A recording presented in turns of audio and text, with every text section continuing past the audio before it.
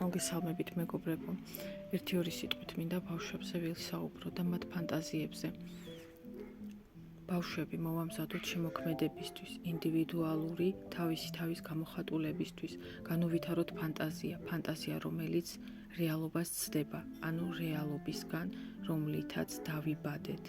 რისი თქმა მინდა, ბევრი არ იბადება შესაძლებლობებით, თუმცა ამ შესაძლებლობების განვითარება შეიძლება ფანტაზიით, როგორ განვავითაროთ ეს ბავშვებში.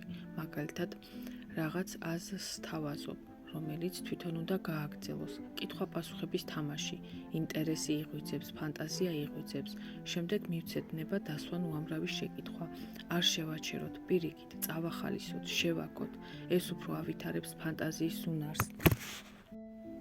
კიდევ წავახალისოთ დამოუკიდებლობისაკენ. თვითონ შექმნან რაღაც პატარა პროექტები, არ შეუშალოთ ხელი, წავახალისოთ, თვითონ გააკეთონ რამდენიმე ენის ცოდნა ძალიან ხსნის ფანტაზიას. ბავშვებს ფანტაზიის უნარს უხსნის პოზიტიური ყურადღება უფროსებისგან. ყოველი მისი მოქმედება უნდა წავახალისო. თუ ხედავთ, რომ რამე არასწორია, არ ვეჩხუბოთ, გავჩუნდეთ. თითქოს ცდება, ჩვენ რა ვიცით რომ ცდება, ბევრ შეცდომას მივყავართ აღმოჩენებისაკენ, ამიტომ წავახალისოთ ყოველთვის. რა თქმა უნდა, არის რაღაც საზღვრები, სადაც უსაფრთხოების წესები უნდა იცოდეს, დანარჩენ შემთხვევაში წავახალისოთ. მივცეთ თავისუფლება ფანტაზიებში, ეს კოლოსალურ შედეგს დადებს. რა აფერხებს ფანტაზიის განვითარებას? პირველი ის, რომ ბავშვი სწავლობს, იყოს კომფორტული, იყოს კარგი ბიჭი, კარგი გოგო, ანუ იყოს სწორი. ეს ავისწროებს ფანტაზიის უნარს. მეორე, ფანტაზიის უარყოფა უფროსების მხრიდან. თუ რა მოიგონე, ეს რა მოიგონე, გეყოფა სისულელების ლაპარაკი. ეს ყველაფერი ფრთებს სჭრის ბავშვებს. უფროსების მხრიდან ეს არის მთავარი პრობლემა. არ შეიძლება ბავშვებს მოვაჭრათ ფრთები, დაეიოცნებონ, იფანტაზიორონ, ითამაშონ, წავახალისოთ. მესამე, კაცრი სტერეოტიპები. გოგოსთვის ეს არ შეიძლება. შენ ხომ გოგო ხარ, შენ ბიჭი ხარ, რატომ ტირი ხარ როგორც გოგო? ბევრი რამის ჩამოთვლა შეიძლება. შენ ხომ გოგო ხარ, შენ ხომ ბიჭი ხარ. ეს გაყოფა ავიწროებს ფანტაზიას. ბავშვები არ უნდა დაიყოს სქესებად. ბავშვის ცნობიერებაში არ უნდა იყოს შაბლონები. როგორ უნდა, რაზე უნდა იოცნებოს გოგომ და რაზე ბიჭმა. ეს არ უნდა იყოს გაყოფილი. უბრალოდ ბავშვს ხლიჩავთ შუაზე. მეოთხე, სწავლების და თამაშის გამიჯვნა. ანუ სწავლება უნდა იყოს თამაში.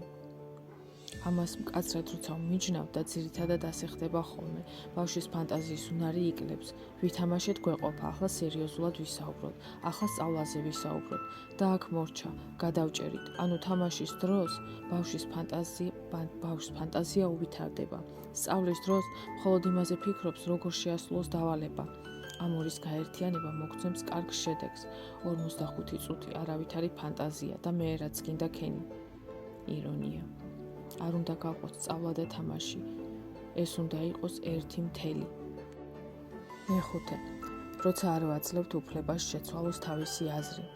ანუ შენ ხომ თქვი, ესე იგი შეასრულე. არ შეიძლება აზრის შეცვლა. და რატომ არ შეიძლება? დღეს არ ვფიქრობ, ხვალ გავიზარდე, სხვა ინფორმაცია მივიღე, სხვა შეხედულება შემექმნა. თუ ჩვენ ბავშვებს ვაჩვევთ იმას, რომ არ შეცვალონ თავიანთი შეხედულებები, მათ ჩვენ ვაკუუმში ვაქცევთ.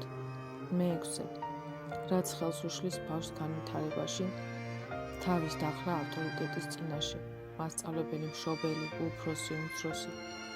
რა თქმა უნდა, ზრდილობა აუცილებელია. ამისი გაყოფა უშლის ხელს ფანტაზიას, ნიშნავს, რომ ადამიანი ვერ გასცდება თავის თავს, ვერ გავა სამყაროს სივრცეში. ადამიანის ფანტაზია უდრის შემოქმედის ფანტაზიას და ბავშვს ეს შესაძლებლობა აქვს.